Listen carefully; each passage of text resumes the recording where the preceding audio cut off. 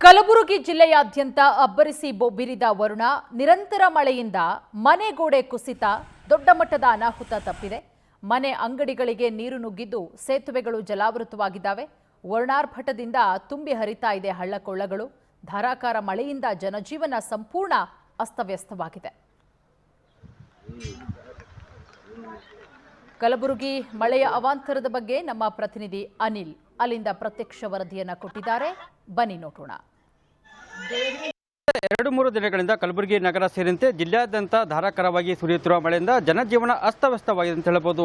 ನಾವು ಈಗ ಇರೋದು ಕಲಬುರಗಿ ನಗರದ PDA ಕಾಲೇಜ್ ಮುಂಭಾಗದ ಡೈಮಂಡ್ ಕಾಂಪ್ಲೆಕ್ಸ್ ಮುಂಭಾಗದಲ್ಲಿದ್ದೀವಿ. ಈ ಒಂದು ಡೈಮಂಡ್ ಪ್ಲಾಜಾ ಕಾಂಪ್ಲೆಕ್ಸ್ನಲ್ಲಿ ಸುಮಾರು 30ಕ್ಕೂ ಅಧಿಕ ಏನೊಂದು ಮಳಿಗೆಗಳಿದೆ ಅಂತ ಹೇಳಬಹುದು. ಈಗ ಕಳೆದ ರಾತ್ರಿ ಸುರಿದಂಥ ಧಾರಾಕಾರ ಮಳೆಗೆ ಈ ಒಂದು ಕಾಂಪ್ಲೆಕ್ಸ್ ಕೆಳಭಾಗದಲ್ಲಿ ಸಂಪೂರ್ಣವಾಗಿ ಜಲಾವೃತವಾಗಿ ಅಂತ ಹೇಳಬಹುದು.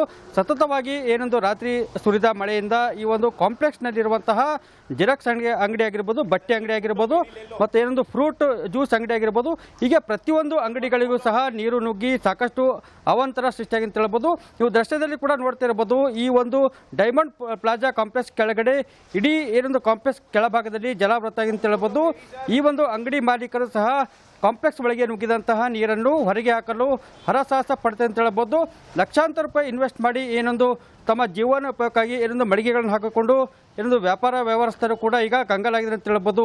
ಈ ಬಗ್ಗೆ ಏನೊಂದು ಮಳಿಗೆಯ ಮಾಲೀಕರು ಸಹ ನಮ್ಮ ಜೊತೆ ಇದ್ದಾರೆ. ಅವ್ರು ಯಾವ ರೀತಿ ಒಂದು ಕಷ್ಟಪಡ್ತೀರೋ ಅವರಿಂದ ಕೇಳೋಣ. ಬನ್ನಿ ಅಣ್ಣ, ಎಷ್ಟೊತ್ತಿಗೆ ಆಗ್ಯದ್ರಿ ಅಣ್ಣ ಇದು ಬೆಳಗ್ಗೆ 5 ಗಂಟೆ ಆಗ್ಯದ್ರಿ. ಬೆಳಗ್ಗೆ 5 ಗಂಟೆಲಿಂದ ಪೂರಾ ದುಕಾನ್ ಬಿ ಪೂರಾ ತುಂಬ್ಯಾವ್ರಿ. ನಮ್ಮ ಎಲ್ಲ ಲಾಸ್ ಆಗ್ಯಾವ್ರಿ. ಬಟ್ಟಿ ಎಲ್ಲ ಮತ್ತಂದ್ರೆ ಎಲ್ಲ ಜಿರಾಕ್ಸ್ ಅಂಗಡಿ ಎಲ್ಲ ಭಾಳ ಲಾಸ್ಟ್ ಆಗ್ಯಾವ್ರಿ. ಮತ್ತೆಲ್ಲ ನೀರು ಪೂರಾ ತುಂಬಿವ್ರಿ. ಇಲ್ಲಿ ತನಕ ಇದ್ದೀವ್ರಿ. ನೀರೆಲ್ಲ ಇಲ್ಲಿ ತನಕ ಇದ್ದೀವ್ರಿ. ಪೂರಾ ಎಲ್ಲ ಒಳಗಡೆನೂ ಎಲ್ಲ ನೀರು ಬಂದಾವ್ರಿ. ಪೂರಾ ಇಲ್ಲಿ ತನಕ ಬಂದು ಈಗ ಕ್ಲೀನ್ ಆಗ್ಯದ್ರಿ. ಒಂದು ಮುಂಜಾನೆ 6ಕ್ಕೆ ಬಂದೀವ್ರಿ. ಈಗ ತನಕ 11 ಆಲತ್ತನು ಕಮ್ಮ ಯಾರು ಬಂದಿಲ್ರಿ. ಒಬ್ಬರು ಬಂದಿರ್ರಿ, ಇನ್ನೊಬ್ಬರು ಯಾರೋ ಕನ್ನಡ ನ್ಯೂಸ್ದವರು ಅವ್ರು ಬಂದು ಹೋಗ್ಯಾರ್ರಿ. ಈಗ ನೆಕ್ಸ್ಟ್ ನೀವೇ ಬಂದಿರಿ. ಈ ಒಂದು ಬಟ್ಟೆ ಅಂಗಡಿಯಲ್ಲಿ ಸಹ ಸಾಕಷ್ಟು ಪ್ರಮಾಣದಲ್ಲಿ ನೀರು ನುಗ್ಗಿದ ಪರಿಣಾಮ ಏನೊಂದು ವ್ಯಾಪಾರಸ್ಥರು ಸಾಕಷ್ಟು ನಷ್ಟ ಅನುಭವಿಸಿದ ಹೇಳ್ಬೋದು. ಇದೇ ರೀತಿ ಈ ಒಂದು ಡೈಮಂಡ್ ಪ್ಲಾಜಾ ಕಾಂಪ್ಲೆಕ್ಸ್ನಲ್ಲಿ ಜೆರಾಕ್ಸ್ ಅಂಗಡಿ ಆಗಿರ್ಬೋದು, ಫ್ರೂಟ್ ಜ್ಯೂಸ್ ಅಂಗಡಿ ಆಗಿರ್ಬೋದು, ಮತ್ತು ಬಟ್ಟೆ ಅಂಗಡಿ ಆಗಿರ್ಬೋದು, ಬುಕ್ ಡಿಪೋ ಆಗಿರ್ಬೋದು, ಹೀಗೆ ಸಾಕಷ್ಟು ಸಂಖ್ಯೆಯಲ್ಲಿ ಏನೊಂದು ಇಲ್ಲಿ ಅಂಗಡಿಗಳು ಅಂದರೆ ಮಳಿಗೆಗಳು ನಡೆಸಿಕೊಂಡು ಅಂತ ಹೇಳ್ಬೋದು.